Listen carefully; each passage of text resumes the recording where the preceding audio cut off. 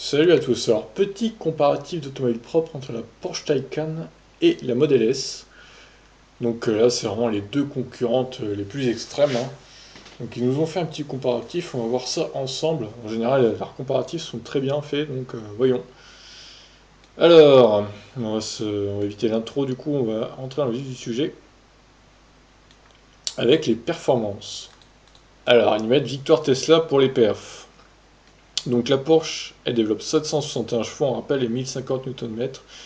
Des chiffres proches de la Tesla Model S performance dont la puissance et le couple ne sont qu'estimés à 598 chevaux et 1074 Nm. Donc un peu moins de chevaux pour la Model S, mais un peu plus de couple. Donc au final, c'est sur la route que ça compte. Le 0 à 100 est une référence principale et toutes les deux ont déjà un contrôle. Le décroux chez Tesla. La victoire est toutefois américaine avec 2,6 pour le 0 à 100 pour la Model S contre 2,8 pour la Taycan. Donc les Model S est devant en termes d'accélération.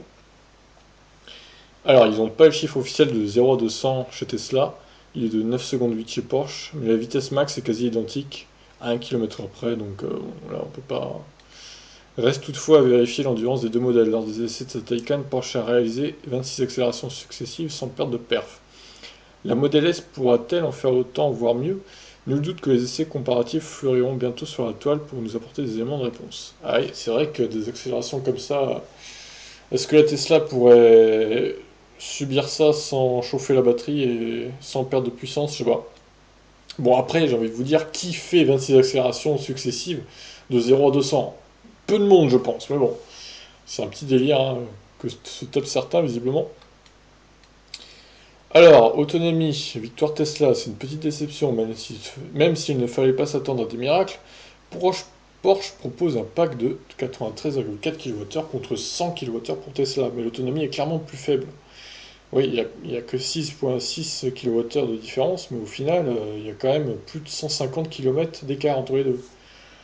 Donc la Porsche, en gros, elle consomme autour de 25,5 kWh au 100, et la Tesla, c'est autour de 20. Du coup, voire moins hein, pour la Tesla, du coup. La Taycan parcourt 450 km maximum en une charge, et encore, sur le modèle Turbo, la Turbo S, c'est limité à 412, ce qui est assez risible quand même. La Model S peut en rire avec 590 km pour la performance et 610 km sur la version grande autonomie. Et là, c'est une vraie branlée, hein. Pour le coup, sur l'autonomie, il n'y a pas match du tout là, hein. Donc encore une victoire de Tesla pour l'autonomie. La recharge maintenant, égalité via le chargeur combo. La Toton affiche une recharge plus rapide que la Model S, 270 contre 200 kW pour la Model S. Ainsi récupérer 80% est possible en 22 minutes 30 sur la première contre 30 minutes pour la seconde. Ouais, ok. Or, la pratique est à l'avantage de Tesla avec plusieurs dizaines de superchargeurs en France pour de la recharge très rapide. Hors Tesla, seul Unity a déjà installé ses bornes. Une trentaine en France, 80 d'ici 2021, avec 350 kW max. Donc voilà, pour la recharge, pour l'instant, avantage Tesla sur la pratique, comme ils disent, car il y a beaucoup plus de bornes du coup. Mais c'est vrai que la Porsche recharge un peu plus vite. Bon, après, on peut lui donner la victoire hein, si on veut, même s'ils mettent égalité là. Équipement et prestations. Victoire de Porsche, incroyable. Alors, Tesla est encore un petit constructeur qui rationalise pour produire à grande échelle. 5 couleurs extérieures, 3 jeux de jantes et 5 univers intérieurs seulement sont dispo. Chez Porsche, il est possible de passer plusieurs dizaines de minutes pour trouver sa config personnalisée. La Taycan affiche 10 teintes de carrosserie, 5 types de jantes et 9 ambiances intérieures, dont 3 tissus recyclés. Mais ce n'est pas fini, car la liste d'options est quasi infinie, avec entre autres les couleurs d'étrier, de frein, les roues arrière directrices, système audio Burmeister ou des inserts carbone. À l'intérieur, à vous de juger si vous préférez l'aspect Art de Noël de Porsche avec ses multiples écrans ou la Model S ultra sobre avec un écran en guise de commande. Avec un grand écran, oui certes, mais au final il n'y en a qu'un. Seule certitude, la Taycan devrait afficher des matériaux et finitions bien supérieurs à la californienne. Bah, vu le prix, on espère. Non, mais clairement, oui, la Porsche gagne sur la Model S. Concernant l'intérieur, il y a quand même pas match. Même si la Model S est très belle aussi, hein, bon, il y a pas. Mais bon, pour les puristes et compagnie, ceux qui sont très très à cheval là-dessus, c'est vrai que clairement la Porsche gagne hein, sur ça. Alors, concernant le prix, évidemment, victoire facile de la Tesla. Encore plus que l'autonomie, la question financière est clairement à l'avantage de la Model S. Tarifée 155 000 ou 181 000, la Taycan est 60 à 68% plus chère que la Model S, comprise entre 97 et 107 000 euros. Il faut y ajouter le coût de la recharge qui sera plus fréquente sur l'allemande dont la consommation est 20% supérieure. C'est vrai. Et vous, laquelle des deux voitures préférez-vous? Voilà. Alors moi je vais mettre la Model S quand même. Voyons les votes. Ouais, Model S gagne, hein.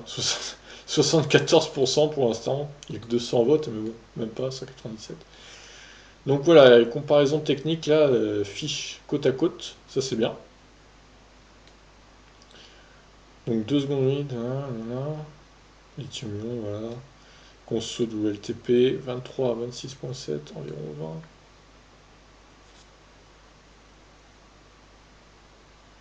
20. Alors pour le coup, là ça correspond pas par contre avec... La conso de la Model S, ça correspond pas avec son autonomie par contre, hein. Vu qu'il y a 100 kWh de batterie, et vu que c'est marqué 20 kWh au 100, normalement l'autonomie devrait être que de 500. Si je suis pas une bille en maths, normalement ça devrait être ça. Donc ça correspond pas trop leur conso là, ce qu'ils mettent. Bon, c'est pas hyper grave, hein, mais attention, à revoir. Ah, au niveau des tailles, pour le coup, alors la Porsche est un poil moins longue, mais un poil plus large. Par contre, elle est moins haute, hein, la Porsche de 7 cm quand même. Elle est beaucoup plus basse. Enfin, beaucoup moins haute, on va dire. Je sais pas si elle est vraiment plus basse que la Model S du coup, mais. Alors le poids, il est similaire, hein, le poids par contre. 2 tonnes 3 les deux. Bon, pas de capacité de remorquage. Place assise 4 pour la Porsche, 5 pour la Model S. Alors par contre, le coffre, c'est une branlée magistrale également. Là, on est quand même sur un coffre 2 fois plus grand pour la Model S. Excusez du peu. Là, l'habitabilité est juste... alors que finalement, c'est la même taille, hein. Et l'habitabilité est juste monstrueuse, hein, sur la Model S. Il n'y a pas photo, mais pas du tout photo, quoi. C'est incroyable, quoi. Et donc, hein, le prix 91 000 à 107 000 euros pour la Model S, 155 à 181 000 euros pour la Porsche Taycan. Voilà, bon, bah, petit comparatif, hein, évidemment, peu élogieux pour la Porsche, qui prend cher quand même. Donc je pense que les constructeurs allemands, va falloir qu'ils se retroussent les manches parce qu'il y a encore beaucoup de progrès à faire. Alors beaucoup de points malheureusement. Et je doute que l'Audi e-tron GT, qui sera à la même base que la Porsche, bah, elle corrige les problèmes. J'espère que ce sera le cas, qu'elle corrigera certains problèmes d'efficience notamment, et surtout de prix, parce que là le prix c'est juste pas possible, un prix pareil.